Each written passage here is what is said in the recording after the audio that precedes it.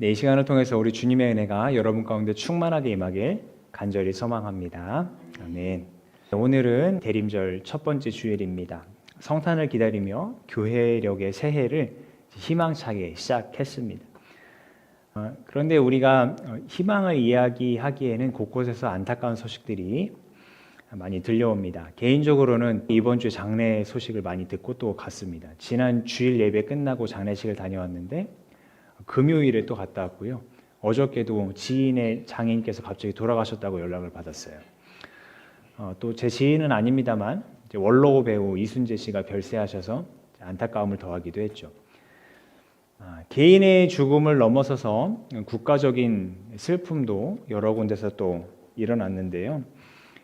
유례없는 가을 태풍으로 동남아 전역에 큰 피해가 발생했습니다. 물적 피해는 물론 인명 피해까지 발생했는데 태국 같은 경우는 한 300년 만에 홍수가 났다 그래요. 그래서 많은 이들이 죽거나 다쳤습니다.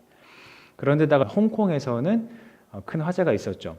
아파트 7동이 다 불에 타서 소방관을 포함한 역시 300여 명이 죽거나 다치는 그런 안타까운 일이 발생했습니다. 사태가 조속히 수습되고 부상자들은 회복을, 또 유가족들에게는 위로가 임하길 간절히 바랍니다. 이렇게 자연재해나 큰 사고까지 개개인은 물론 사회적으로도 큰 손실을 가져오는 비참함. 근데 이것도 냉정하게 생각해 보면 언제 그 일이 일어날지 알지 못한다는 공통점을 갖습니다. 그렇다면 이 세상의 마지막은 어떨까요? 우리가 정확한 때를 예측할 수 있을까요? 개인의 종말과 마찬가지로 이 세상의 종말도 우리가 알지 못하는 사이에 불현듯 찾아옵니다. 오늘 복음서에 보면 그 날과 시각은 아무도 알지 못하기 때문에 노아의 때에 일어난 홍수처럼 갑작스러우면서도 감당할 수 없을 만큼 파괴적이라고 얘기합니다. 여기까지만 생각한다면, 또 여기까지만 말씀드린다면 개인이 됐든 세상이 됐든 그 끝이 다가온다는 것은 두려움을 주기에 충분해 보입니다. 그러나 세상의 끝이 마냥 두려워할 만한 것은 아닙니다. 왜냐하면 그 끝이 다가온다는 건 예수님께서 다시 오실 때가 가까워온다는 얘기이기도 하기 때문입니다. 오랜만에 빈칸 채우기 한번 해보죠. 예수님이 오시면 불완전한 것들이 어떻게 될까요? 맞습니다. 완전하게 됩니다. 불투명하던 것들이 어떻게 될까요? 뚜렷하게 됩니다. 또 그가 오시면 무엇과 무엇이 실현될까요? 공평과 정의가 실현이 됩니다. 또 있습니다. 더 이상 아픔과 슬픔과 눈물과 고통이 없는 완전한 어떤 나라가 실현될까요? 맞습니다. 하나님 나라가 실현되고요. 또 그래서 마지막 날에 그와 함께, 예수님과 함께, 맞습니다, 왕 노릇을 하게 됩니다. 그렇기 때문에 예수님께서 올라가신 모습 그대로 오신다고 하는 얘기는 그를 믿는 자들에게는 너무나도 기쁘고 감사하고 반가운 소식일 수밖에 없습니다. 문제는 그가 언제 오시는지 당최 알 수가 없다는 거죠. 학교에서 보는 시험, 또 자격증 시험, 이런 건 시험 날짜가 다 정해져 있잖아요. 그래서 열심히 공부하고 준비하고 대비를 합니다. 그런데 온 세상의 끝이자 또 새로운 세상의 시작이라고 하는 예수님의 재림을 알려주시지 않으니까 이거 어떻게 준비하라는 건지 좀 김이 빠지기도 합니다. 그런데 반대로 생각해 보면 재림의 정확한 시간을 알려주시지 않은 것이 그 재림의 시간을 아는 게 중요한 게 아니다라는 걸 반증하는 것은 아닐까요? 그가 오신다는 날을 정확히 안다면 우리에게 굳이 재림의 믿음이 필요할까요? 언제 오실지 모르기 때문에 그를 기다리는 간절한 마음이 더 생기는 것 아닐까요? 오늘 서신서에서 지적한 호사한 연애, 또 술 취함, 음행, 방탕, 싸움, 시기, 이런 모습처럼 예수님을 기다리는 모습과 거리가 먼 모습을 띈 사람들이 있어요.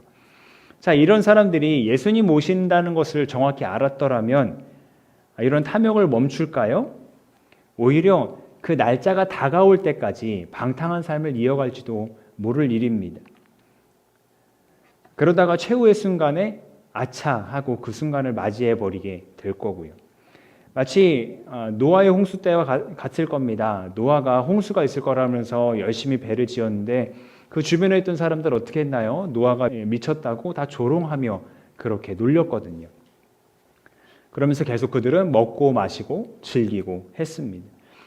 그렇기에 날짜를 알려주시지 않은 것이 아닐까 생각을 해봐요. 반대로 날짜를 정확하게 안다 그러면서 지나치게 또 왜곡된 믿음을 강요하는 경우들도 있습니다. 시한부 종말론 주장하는 사람들인데요. 날짜를 정확히 안다고 주장하면서 당장 재산을 팔아라, 당장 모든 관계를 끊고 이 공동 집단 안으로 들어와라, 이렇게 꼬드기는 사람들이 있습니다. 하지만 큰 사건이 있었죠. 92년 다미선교회 예수님 오신다고 시간까지 딱 정했어요. 92년 10월 28일 24시. 그러면서 여기 모여갖고 막 찬양하고 기도하고 했지만 결국 어떻게 됐습니까? 거짓 선동에 그치고 말았잖아요. 그래도 이거는 그냥 이렇게 끝나고 말았습니다만 외국의 사례들을 보면 죽이는 일들도 빈번하게 발생하는 것으로 보아서 날짜를 안다고 주장하는 것이 결코 옳지 않다는 것 우리는 생각해 볼 수 있어요. 그렇기 때문에 정확한 시각을 아는 것보다 예수님께서 다시 오신다는 것을 믿는 믿음 자체가 중요하다 말씀드릴 수 있겠습니다. 그 믿음을 가진 사람은 예수님은 언제 오시는지와 상관없이 늘 주님을 맞이할 준비를 하고 있습니다. 자, 사도 바울이 오늘 로마서에서 빛의 갑옷을 입으라 얘기했거든요. 그러니까 빛의 갑옷을 입고 주님 언제라도 오시면 맞이할 준비를 하라 이 얘기인데 에베소서에서 이 갑옷에 대한 자세한 설명을 해놨거든요. 자, 보시면 먼저 진리의 허리띠를 띠라고 하고요. 그다음에 의의 흉배, 우리가 보는 세번역 성경엔 가슴막이라고 되어 있는데 흉배를 입으라고 합니다. 또 평안의 신발을 신으라고 하고요. 그리고 믿음의 방패를 들고 성령의 검, 곧 하나님의 말씀을 들고 구원의 투구를 쓰라고 합니다. 자, 이렇게 무장하라고 하는 이유는 뭐냐면 악마의 간사한 꾀에 넘어지지 않고 끝까지 주님 오실 그날까지 버티라고 그렇게 무장을 하라고 얘기합니다. 또 오늘 로마서 말씀에 주 예수 그리스도로 옷 입으라 라는 말씀도 있었어요. 빛의 갑옷에 더해 예수로 옷 입으라 라는 것은 우리의 존재성을 표현하는 말이기도 합니다. 당시 로마 사회에서는 14세에서 16세가 되면 어릴 때 입던 옷을 벗고 이런 옷을 입었다 그래요. 이 옷이 토가 비릴리스라는 옷인데요. 우리가 로마 영화나 자료를 보면 흔히 볼 수 있는 그런 옷이죠. 옷에 아무런 무늬나 색깔이 들어가지 않고요. 그냥 하얀 천을 걸친 겁니다. 근데 이 옷을 입는 순간 더 이상 나는 보호받아야 되는 어린아이가 아닙니다. 나는 사회의 한 구성원으로서 책임감 있는 성인 남자입니다. 라는 걸 표현하는 거래요. 그러니까 이런 사회적 배경에서 주 예수 그리스도로 옷 입으라 하는 거는 과거의 어린아이와 같은 어리석음, 죄악된 본성, 방탕 이런 걸 버리고 하나님의 자녀라는 새로운 신분으로 변화해라. 그렇게 변화된 모습으로 살아가라 하는 강력한 요청이었던 거예요. 그 신분이 바뀌었으니까 그에 맞는 삶, 정욕을 멀리하는 삶을 살아가라고요.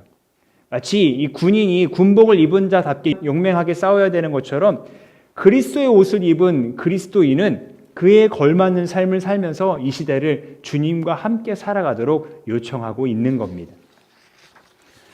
덧붙이자면 그리스도로 옷 입는 것은 어린아이가 어른이 되는 통과 의례와 같다 말씀드렸는데 이런 관점에서 보자면 우리 신앙인들을 경계선 위에 있는 사람들로 생각할 수도 있습니다.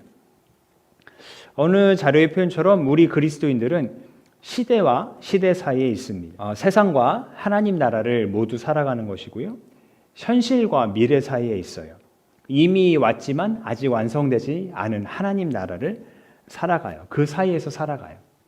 자, 그러니까 이 경계선 사이와 이 틈에서 우리가 살아가는 방식이 바로 방금 말씀드린 것처럼 예수 그리스도로 옷을 입는 거라는 거예요. 그러니까 다시 한번 말씀드리면 예수님을 믿는 자로 변화되어야 이 틈 사이에서 살아갈 수 있다는 거예요. 비록 우리가 이 세상에서 두 발을 딛고 살아가지만 이미 예수님께서 오신 것처럼 그래서 그 앞에 예수님 앞에 살아가는 것처럼 살아가도록 요청하고 있다는 겁니다. 이 말씀 같이 한번 읽어볼게요. 시작. 우리는 여러분을 권면하고 격려하고 경고합니다마는 그것은 여러분을 부르셔서 당신의 나라와 영광에 이르게 하시는 하나님께 합당하게 살아가게 하려는 것입니다. 아멘. 이렇게 빛의 갑옷을 입고 그리스도로 옷 입고 시간의 그 사이 경계에서 살아가는 우리에게 요구되는 구체적인 모습은 바로 깨어 있는 겁니다. 이 말씀도 같이 한번 읽어볼게요. 시작. 그러므로 깨어 있어라. 너희는 너희 주님께서 어느 날에 오실지를 알지 못하기 때문이다. 아멘. 깨어 있으라는 건 단순히 이 눈을 부릅뜨고 있으라, 잠을 자지 말아라 하는 건 당연히 아니겠죠. 세상의 끝이 다가오고 있다는 그 시간의 감각을 잃지 말아라 하는 얘기입니다. 이런 인식, 이 시간의 감각을 잃지 않는 것은 내가 지금 어디에 있는지, 내가 어디로 향하고 있는지, 내 삶에 필요한 최소한의 것이 무엇인지 깨닫게 해줍니다. 그래서 내 삶을 낭비하지 않도록 도와줍니다. 세상의 마지막, 곧 주님이 다시 오실 그날이 다가오고 있음을 인식하고 있다면 세상의 것을 하나라도 누리기 위해 움켜쥐고 또 그것을 즐기기 위해 혈안이 되어 있는 것이 아니라 다툼과 분쟁과 시기와 싸움의 원인이 되는 욕심은 버리고 주님 앞에 겸손하게 살아가게 될 테니까요. 맺겠습니다. 오늘 복음서 말씀처럼 그 날과 그 때는 아무도 모르기 때문에 그때가 임하는 것은 매우 급작스러울 겁니다. 마치 노아의 홍수 때처럼 말이죠. 그러나 역설적이게도 언제인지 모르기 때문에 늘 준비하고 있어서 언제 오든 상관없습니다. 지금 당장 오더라도 상관없습니다. 빛의 갑옷을 입고 예수 그리스도로 옷 입고 낮에 행동하는 것처럼 단정하게 살고 있었기 때문입니다. 무엇보다 만나고픈 주님 늘 기다리고 있었기 때문에 지금 주님 오신다면 더 좋겠죠. 성경은 이러한 우리의 모습을 신랑을 기다리는 신부의 모습과 같다고 표현합니다. 그 사랑하는 이를 기다리는 그 설렘으로 세상의 욕심은 기꺼이 절제하면서도 그 주님을 만날 행복한 마음으로 살아가는 우리 한마음 공동체의 모든 지체들 되기를 간절히 소망합니다. 기도하겠습니다.